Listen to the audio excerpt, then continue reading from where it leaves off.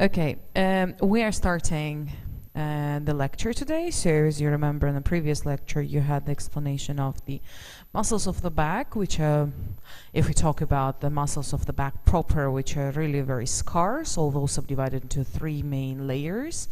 So the superficial, the intermediate, and the deep type of the muscles of the back proper. You also have gone through the portion of the thorax, and now we continue to talk about the upper limb. So today we start the explanation of the upper limb. The upper limb I will be using several weeks for covering all of the aspects, starting with the skeleton first of all, so the bony structures.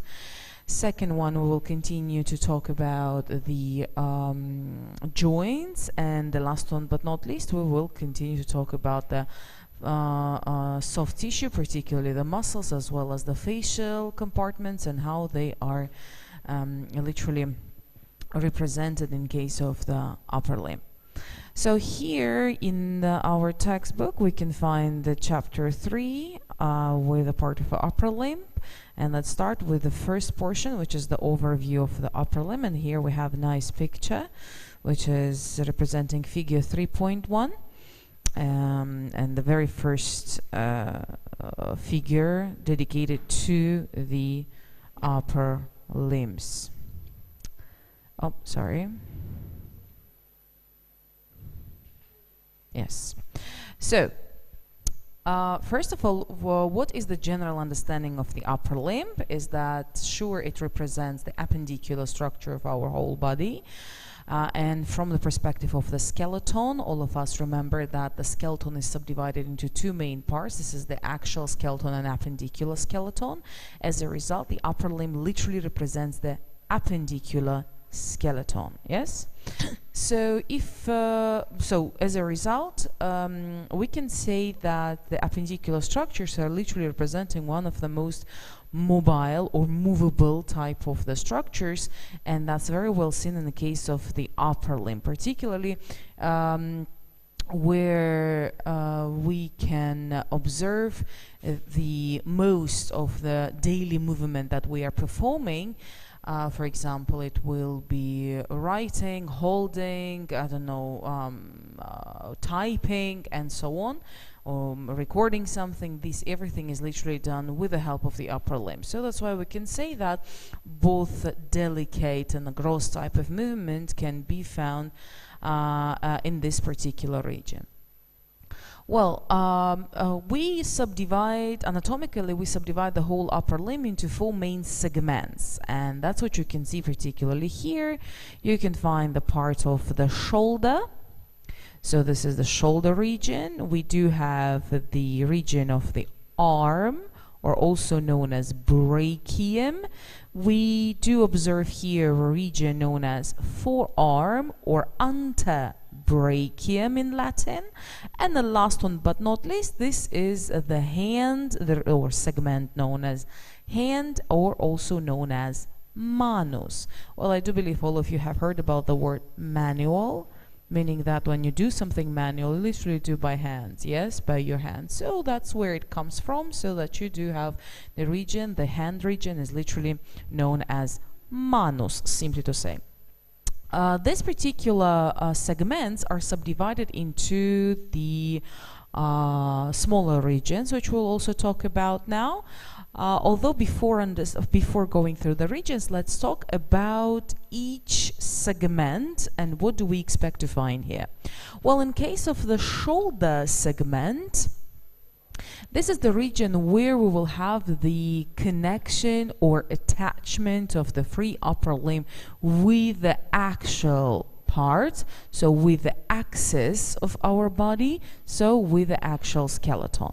Why? Because it's clear that for the wide range of motion which is seen in case of upper limb, we need to have a strong support. And this support is found by the articulation between the upper limb and the actual skeleton, sure. So we are talking here about in case of the literally articulation. When I say the word articulation, so I mean bone to bone connection. In this case, this will be associated with the thorax, which you already know, which is composed, as you remember, from anteriorly we do have the sternum, composed of three main parts: the manubrium of the sternum, which is superiormost, the body of the sternum, which is middlemost, and xiphoid or xiphoid process, which is the inferiormost structure. So particularly the manubrium of the sternum is the point where we will have the direct articulation between the bones of the upper limb and the actual skeleton. So, and that's where we'll find the support.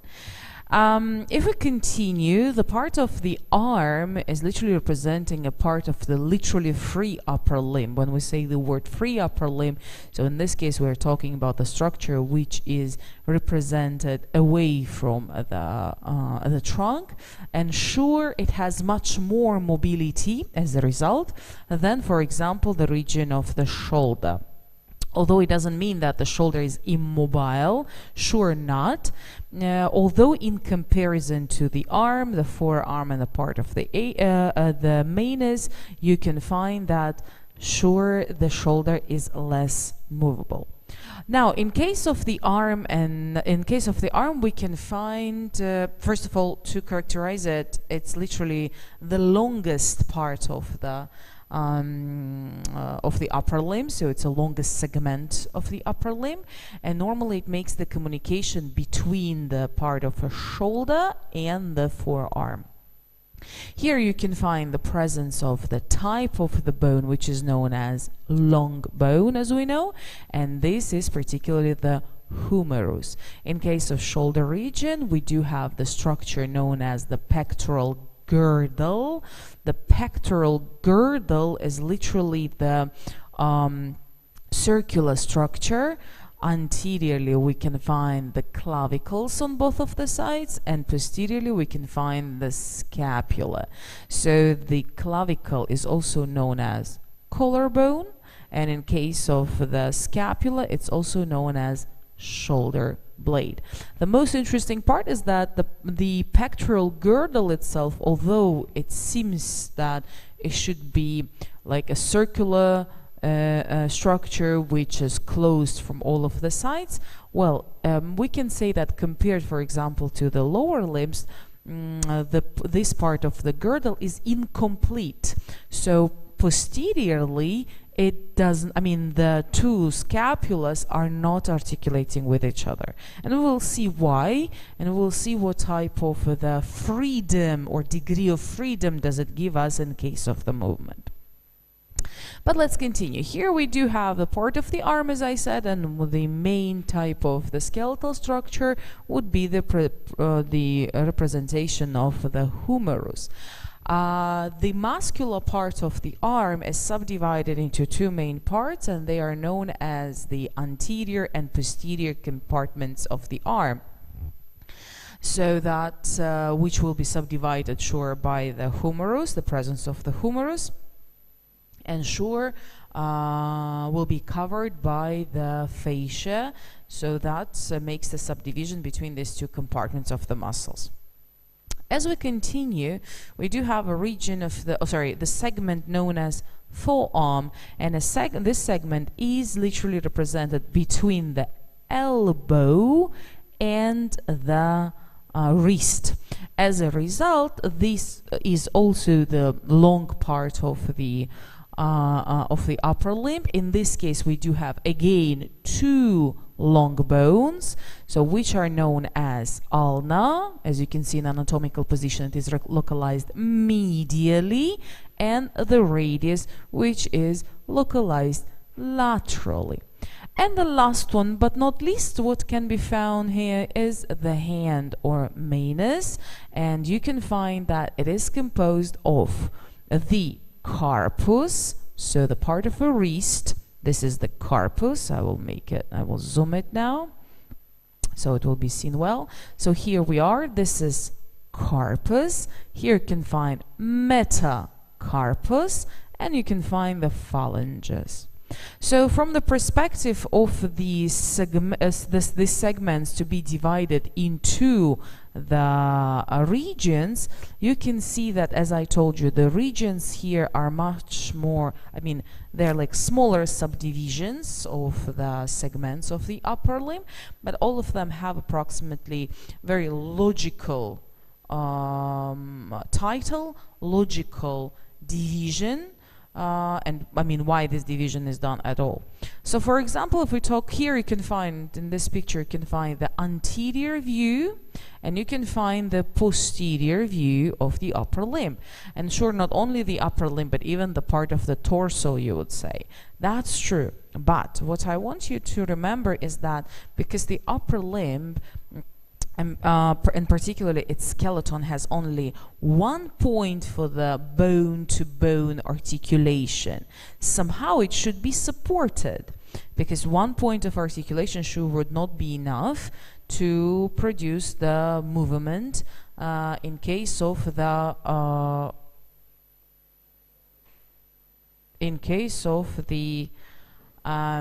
upper limb. So that's why we do have also additionally the muscles which are making the connection between the axial skeleton and appendicular skeleton. So the muscles which are represented anteriorly, they are represented at the level of the thorax, and posteriorly they are represented at the back region. So that's why the muscles which can be found at the thorax and the back, although by their location they look like to be at these regions, but by their functions they are representing the actual appendicular muscles rather than the muscles of the thorax and the muscles of the back. That's why in case of both of these two regions, I'm talking about the back and the thorax, the amount of the muscles which are literally associated with the back and the thorax are very scarce, because in case of the back, if you remember, we have just the very small amount of the muscles of the back proper, so itself, yes, the muscles of the back, such as, for example, in case of superficial layer, as you remember, we have the splenius muscle, like splenius capitis and the splenius cervicis as one of the examples, or erector spinae muscle, which represents the intermediate group of the muscles of the back proper. So they are more deeply oriented and closely attached to the vertebral column and the surrounding structures. Here we do have axio-appendicular anterior and posterior muscles. Anterior ones are mainly associated with the thorax. Posterior ones are associated with the region of the back. Well, to continue here, so as a result, we can say that here we do have a very first region, which is really, you can see here on the anterior view and here in the posterior view. This is the region known as the deltoid. Well, I do believe that the people who are going to gym, you have heard about this region, so the deltoid region or deltoid muscle, which is interesting because it is the one or the major to produce the abduction of the upper limb, so the movement away from the median plane. Anteriorly, as you can see here, we can find the numbers 2 and 3, which are associated with. If in case of a 3, we can say that this is the pectoral region, because here we do have the muscles known as pectoralis major and minor, which are having the attachment or they are representing the axio-appendicular muscles on the anterior region.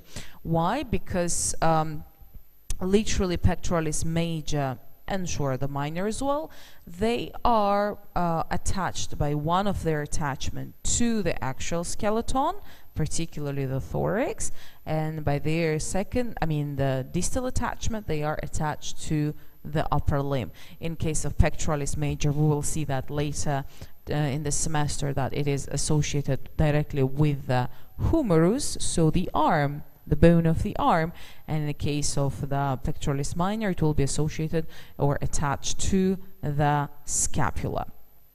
As we continue, so yeah, this is the part of the pectoral region or pectoral subdivision, let's say like that. Here, number 2 is literally a small part which is associated with the clavicle and the pectoral region. That's why it is the name of that region is known as the clavipectoral region, simply to say. Posteriorly, as you understand here, we do have a shoulder blade, and as a result, this region will be known as the scapular region of the upper limb. So because of its proximity to the scapula itself. Number 5, anteriorly and posteriorly, so inferior-most region in case of the conversion of the shoulder towards the arm segments. Here it is known as axillary region, so the region known as simply armpit. So armpit is known as axillary region, please remember. As we continue with the number 6 and number 7, well, we said that this is the region, this was the segment of arm, so brachium. As a result, number 6 would be representing the anterior brachium or anterior arm, and number 7 will be literally representing the posterior brachium or posterior arm. As we continue, when I talked about I started to explain the part of the segments, I told you that the arm makes the connection between the shoulder and the elbow, yeah? And in this case, you can find number 8 and number 9, where in case of number 8, this region is known as the cubital region, and we'll talk about the cubital fossa, and the number 9 is known as the posterior elbow region. That's where we do have a joint known as simply the elbow joint, one of the synovial type of the joints, which are represented by the subtype known as hinge joint. So hinge synovial joint. So number 10 and number 11 are representing the regions of the arm, of the forearm, or also known as the antebrachium. And again, in case of the anterior region, you can find number 10. So anterior antebrachium, anterior forearm, and here you can find number 11, which is literally representing posterior forearm or posterior antebrachium. The next part, what we can find here is the number 12, 13, 14, 15, and completely 16. All of them are mainly associated with the segment known as hand, as already said. So as a result, here you can find the part of the wrist, so where we do have the articulation between the forearm and the hand. So here we do have carpal bones as well, so the carpus. So here and here on both of the sides, one is anterior and one is posterior. In case of number 14, this is anterior view, and all of you remember that it should be palmar surface, yes, from our anatomical medical terminology that we have studied. So that's why sure it will be the palmar region or simply palm, but posterior to the palm, where you do have the number 15, you can find dorsal surface or dorsum of the hand, so the dorsal part of it. And the last one but not least, represented by the number 16, you can find the digits, simply to say. Now, as we continue, here we do have now more in details the understanding of each and every bone of the upper limb, and starting with the part of the pectoral girdle, which is composed of the 2 clavicles and 2 scapulas. So here in this next picture, which is represented by figure 3.3, we can find completely the whole upper limb. It's anterior view and it's posterior view, A and B. Anterior and posterior view. So as a result, we can find the part of the clavicle and the part of the scapula. You see that sure they do have the articulation, and as a result this whole articulation of clavicle and scapula on both of the sides give us the formation of the pectoral girdle, although the incomplete structure posteriorly, because posteriorly is, again, as I said, the scapula does not articulate with any of the bones except for the clavicle. That's all. So to continue, here you can find the part of the humerus, as I said, from both of the sides. The next part is the part of the ulna and radius, starting from medial to lateral one. Sure, ulna is more medially oriented and the radius is laterally oriented. Then we do have carpal bones, which are representing the short bones, which are literally localized, or correctly to say, they are distributed in two rows. One is proximally oriented, one is distally oriented. And next part, we can find the metacarpal bones and then only the phalanges, so the bones respectively representing the digits. So let's start to talk about first the clavicle, and here the next picture shows us the whole clavicle, only clavicle, and you can find that we have two types of views. One is superior view or superior surface of the clavicle, and one is inferior surface of the clavicle. Well, what you could already observe or mention is that the clavicle has very interesting shape. It's like English capital S, so a bit elongated S. And know how it is localized. So this is superior surface, this is anterior part, and here is posterior part of the clavicle, meaning that the medial two-thirds, so two-thirds of the clavicle represent convex type of the structures, convex anteriorly, so like projected anteriorly. That's why we call it convex. And in case of the lateral one-third, it represents anteriorly concave type of the structure. That's why it looks like the S, yes, or has the S shape, or is the S-shaped structure. So in case of the medial part, you can see that the shaft of the bone passing more medially is a bit increasing in size, so becomes wider, and at the medial end, also known as the sternal end, it does contain the articular surface for the articulation with the sternum. So that's why we call it sternal end, as it makes the articulation with the sternum. So the part of the axial skeleton, so the part of the thorax. Particularly when we talk about the sternum, as we said that yes, we do have superior, middle, and inferior parts. The articulation is represented at the manubrium of the sternum. So superior most region of the sternum makes the articulation with the sternal end of the clavicle.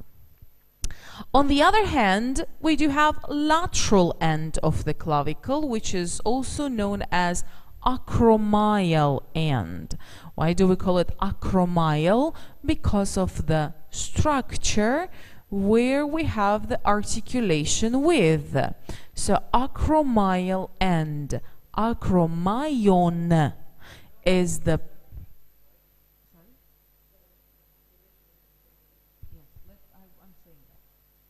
So acromion is the part of the scapula, and that's where we have the articulation of the clavicle with the scapula.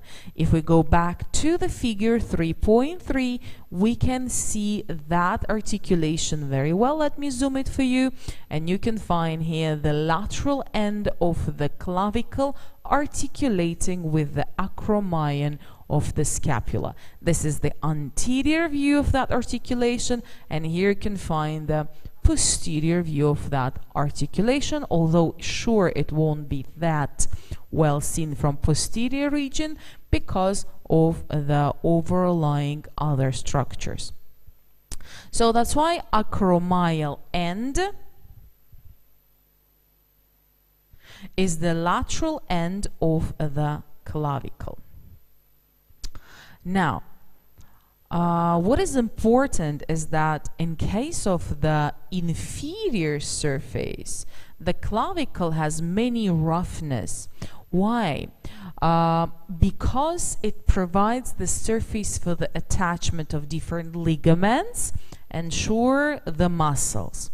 So that's why you can find that at the lateral region you can see that inferior surface is literally represented by the projections known as the conoid tubercle, and here you can find this linear projection known as the trapezoid line. So as a result, conoid tubercle and trapezoid line here are needed for the formation of the attachment of the ligaments of the upper limb, and we'll talk about that ligaments later when I will talk about the joints of the upper limbs. On the other side, you can find here that on the medial end, you can find that we have like a small impression, but this impression is needed also for the attachment of the ligament, and in this case the ligament will be representing as one of the fixation fixation point of the clavicle to the actual skeleton. So simply to the ribs, yes, that's what we have there. Because when we talk about support or fixation, do not forget that there should be some structures which are less mobile, and like less mobile structures, sure, in case of actual skeleton, are represented by the ribs. Yes, and as a result, sure, the fixation point should be at the, at least one of the points should be at the region of the ribs. And the last one but not least, you can find that here we have the the shaft, inferior surface of the shaft contains the groove or subclavian groove. Well, it's interesting. Why do we have it here? Because the word subclavian means under clavicle. So meaning that here we have the passage of the blood vessels known as subclavian artery and subclavian vein, which are residing on the first rib, which you already know from the previous lecture. Because in case of thorax, the first rib, which represents atypical by its structure, by its articulation, and important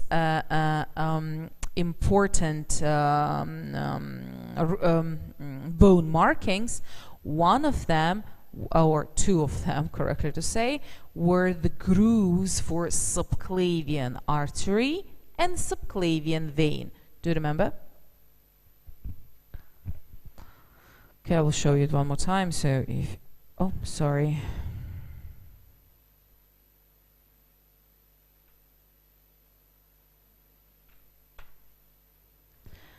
So here we are. This is the part of the upper limb, and here is the part of the thorax.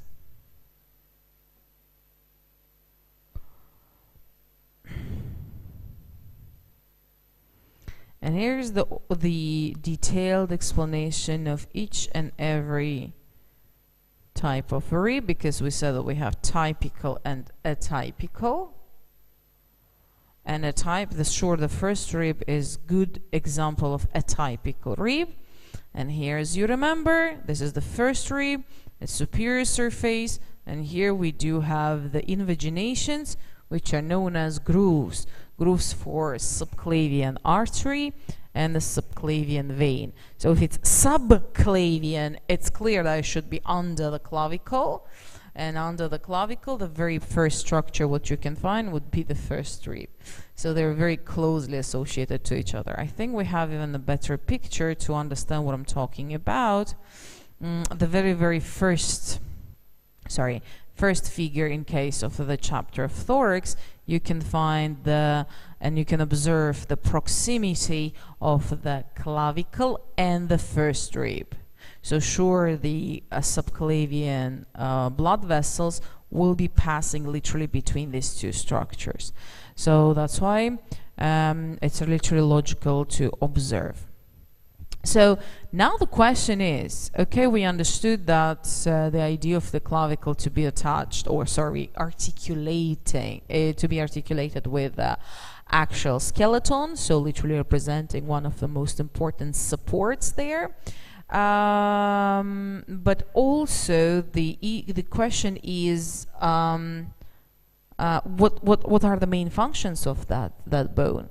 Well, besides of sure being the support for the whole free upper limb, because this attachment, this articulation gives us the some freedom, a degree of freedom for the movement of the upper limb, plus its shape and how it is localized. So in case of the upper limb, so the shape is that it's literally a prolonged structure, yes? So meaning that by one side it is articulating with the median, mainly with the structures close to the median plane, but its lateral part goes out away from the trunk. Why?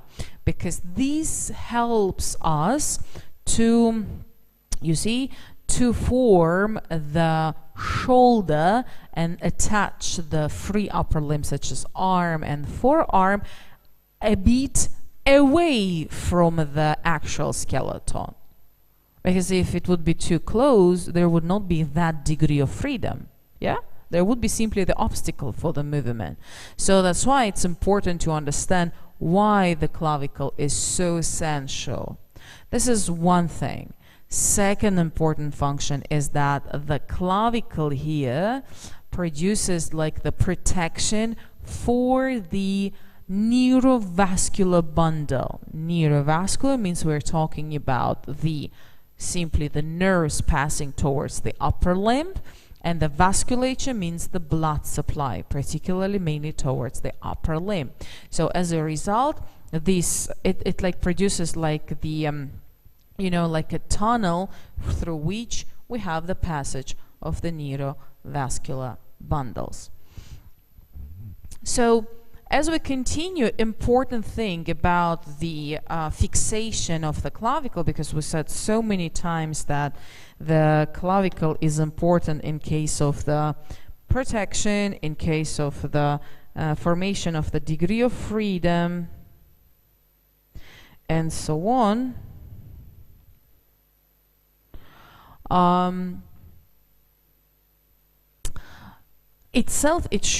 The clavicle itself, for performing these functions, should be very well fixed. And besides of these irregularities, such as, the bone markings, such as conoid, tubercle, trapezoid line, which are needed for the attachment of the ligaments, or here, impression for the costoclavicular type of ligament, where costo means simply the ribs, clavicula means clavicle. So the ligament between the clavicle and the rib. We do have even the attachment for the muscles.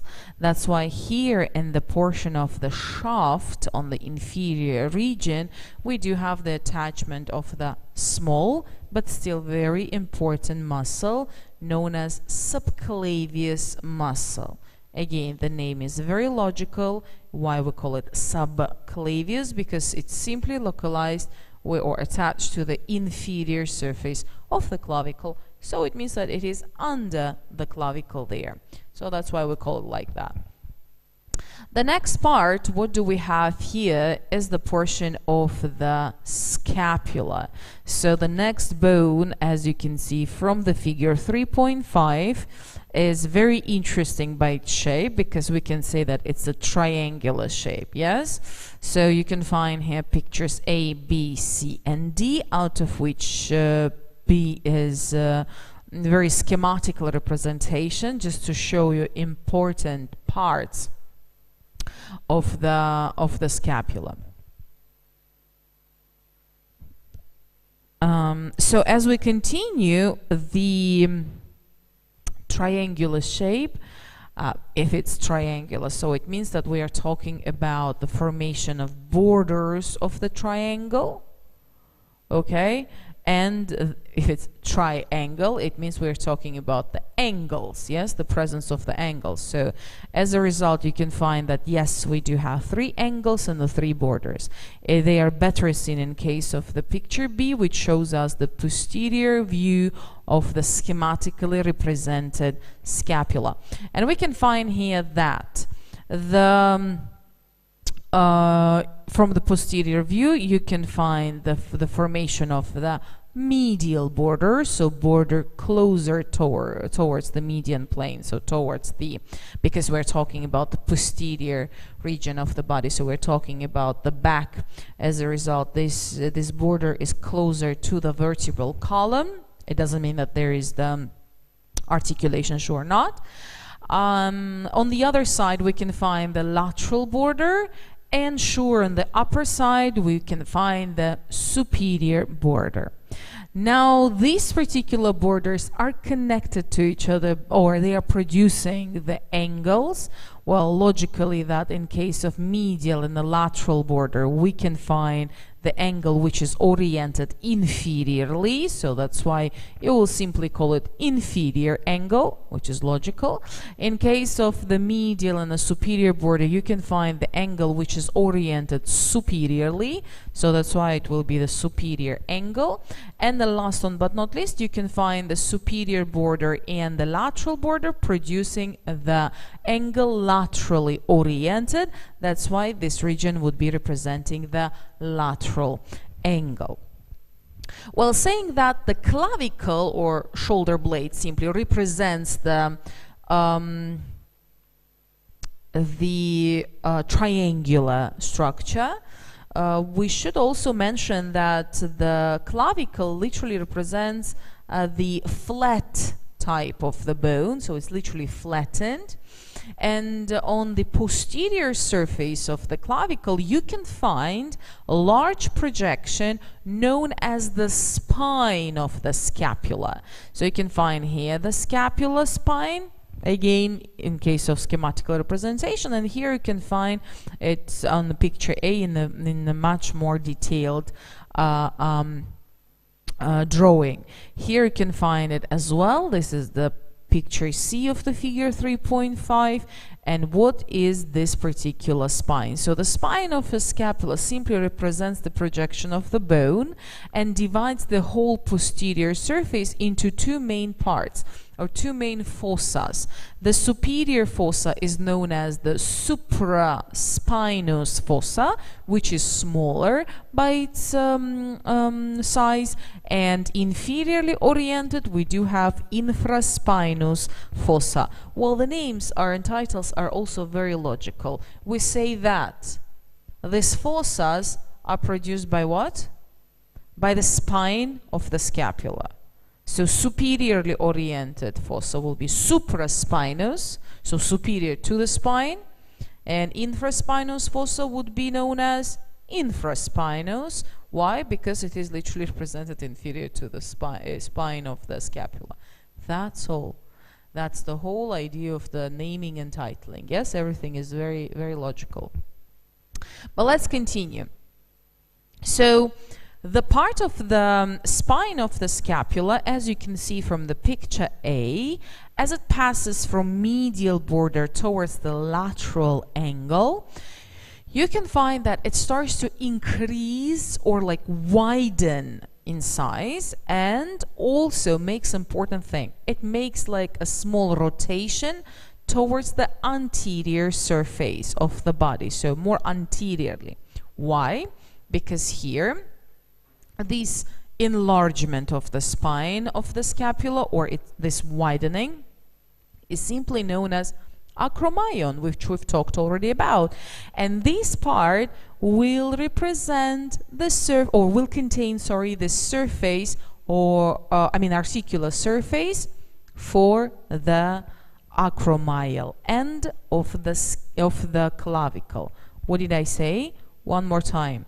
That the spine of the scapula, which is widening more laterally, contains the region known as the acromion.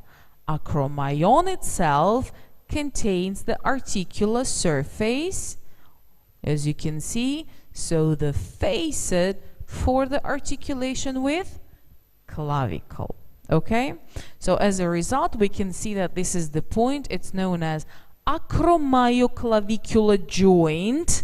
So joint between the acromion of the scapula and the lateral end of the clavicle is very, very well seen here.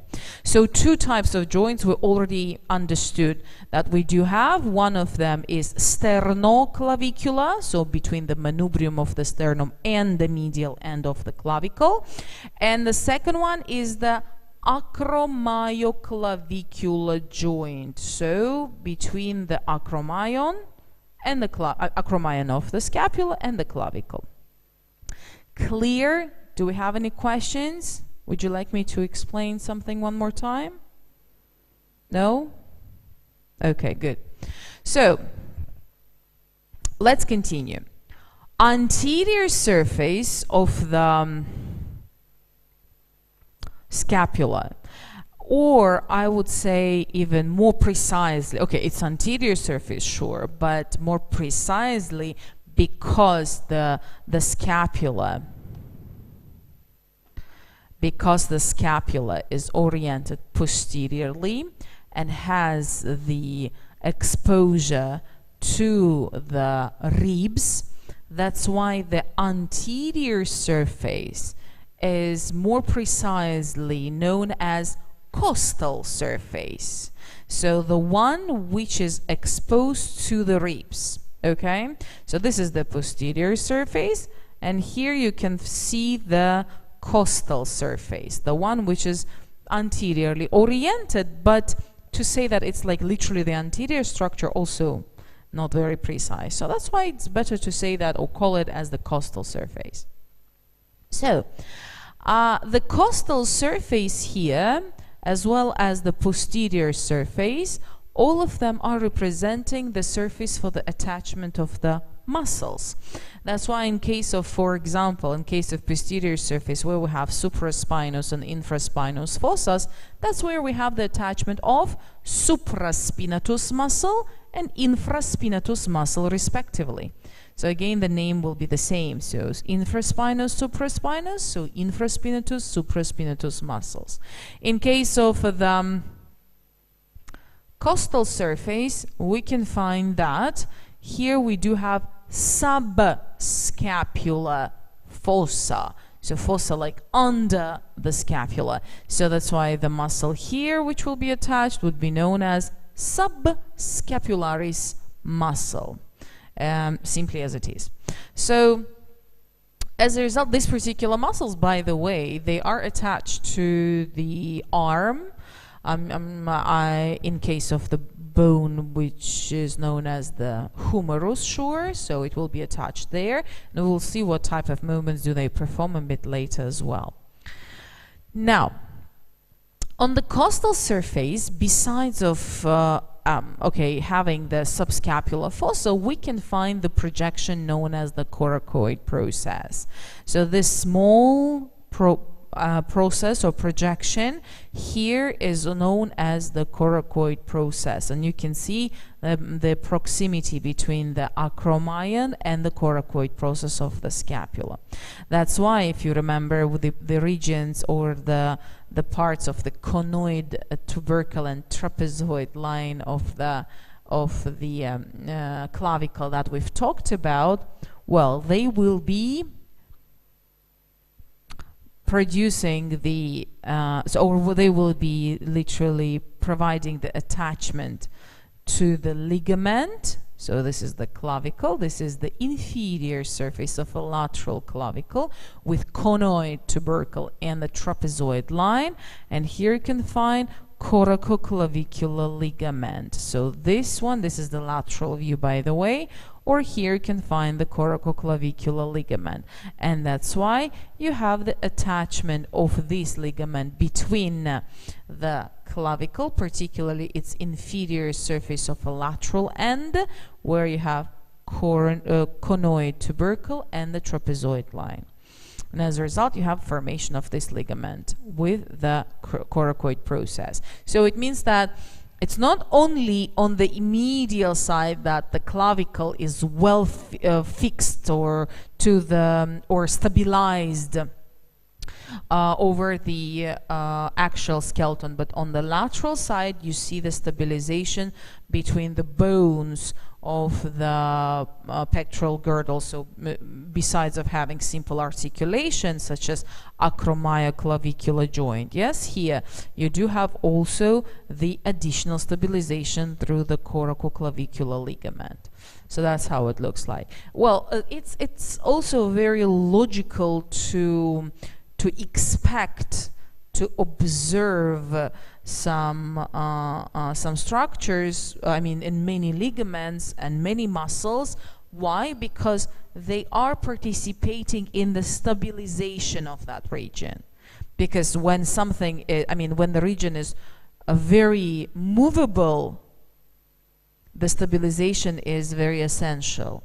So, and it like for, you see, it's like comparison between the having the mobility still, but at the same time to have some strength and support, because as more amounts of the bone-to-bone articulation we would have, sure, in this case the freedom of the movement would be not that high. But from the other side, if there is no fixation, then this movement will also be problematic. So as you can see, it's really a very interesting type of the stabilization through the soft tissues, just the more amounts of the soft tissues. When I said about the like that, again, the the scapula is triangular, and yes, we saw the angles there, such as inferior, superior, lateral. Well, in case of lateral angle, it's really very interesting. Why? Because here in this picture, from the anterior view, or here from the lateral view, you can find the formation of the, again, facet for the articulation. And this facet is known as the glenoid cavity, covered sure by the cartilage. This glenoid cavity is the structure which participates in the formation of the shoulder joint, or also known as glenohumeral joint. Why do we call it glenohumeral? I do believe it's clear. We talk about the glenoid cavity and the humerus, yes? So glenohumeral joint. We can find this picture here as well, I mean the visualization. So this is the anterior view of the glenohumeral joint, and here's the posterior view of glenohumeral joint. If we again go through the classifications, again we are talking about the synovial joint, one of the most movable types of joints, and the subtype of the synovial joint here would be ball and socket. Ball and socket joints are very interesting. Why?